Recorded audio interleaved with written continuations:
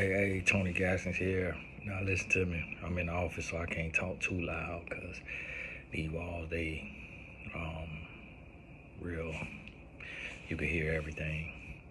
But I want to tell you this here. One little thing I was thinking about. It's a quote I wrote a long time ago, and what that quote says is that you gotta be willing to lose a man in order to keep a man. If you, as a woman, are afraid to lose him, meaning you afraid that if you keep your legs closed, he gonna leave. If you stand your ground, like tell him what he's doing or how he's talking to you is unacceptable, you fear he's gonna leave.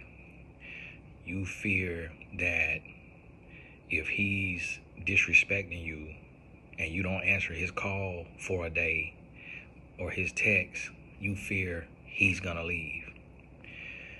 You gotta show a man that you're willing to leave him, you're willing to lose him, and that is the only way you can keep him.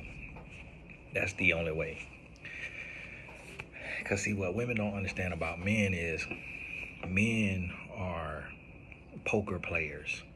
And I use this metaphorically, meaning poker, you're gambling.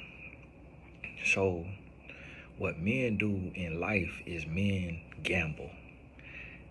Pay attention to every aspect of a man's life. A lot of men gamble in the literal sense of like gambling, betting on games and what have you, going to the casino. That's a gamble. I would say almost every man, 90 to 99% of men have unprotected sex with women they're not married to. That's a gamble. Maybe 99% of men speed when they're driving. That's a gamble. Think about this. Men gamble. So what a man is going to do in a relationship, and this is really a grown boy, but grown men will test a woman in this similar way as well. But what a man will do in a relationship is he will push a woman to her end. And what most women do, what an average woman does is when she's pushed to her breaking point, like the point where she should walk away, she stays. She will cry. She will yell. She might curse, fuss, fight. She might hire a therapist. She might hire a counselor, life coach, but she stays and she continues to talk to that man. Even if she's crying, even if she's yelling, even if she's arguing, her presence is reinforcing the behavior. He knows that he has access. And so when a grown boy has access, that's all he needs. When a woman takes and she revokes access, she denies access because what he's doing is wrong. It's not the way he should be treating her. He might be lying, he might be abusive, he might be cheating, he might be inconsistent, he might be distant. Whatever he's doing is unacceptable and it's a deal breaker in a relationship.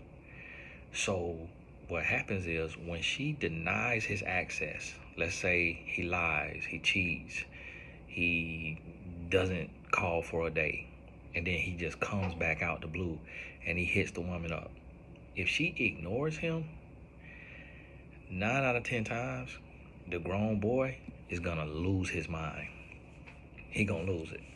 He gonna be calling over and over. He gonna be texting over and over.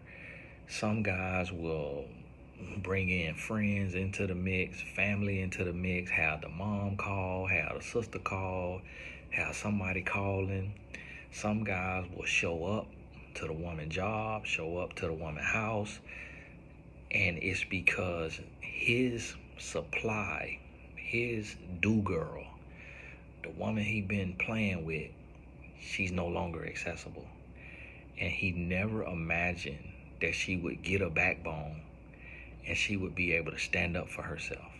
He thought that he had her in this position of just at his beck and call, at his mercy the whole time.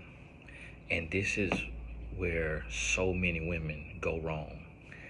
What a woman has to do in the beginning is you gotta check stuff early. It's kind of like with anything that you trying to teach, train.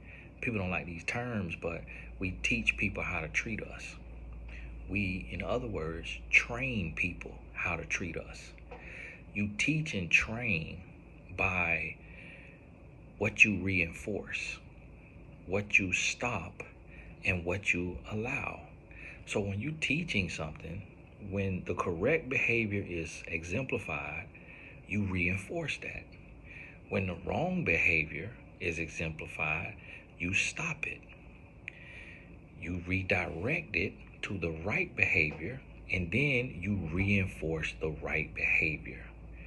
But when you accept wrong behavior without correction and redirection, now the wrong behavior repeats itself. When you correct and redirect, and then you reinforce positive behavior, you may still be tested again with the wrong behavior.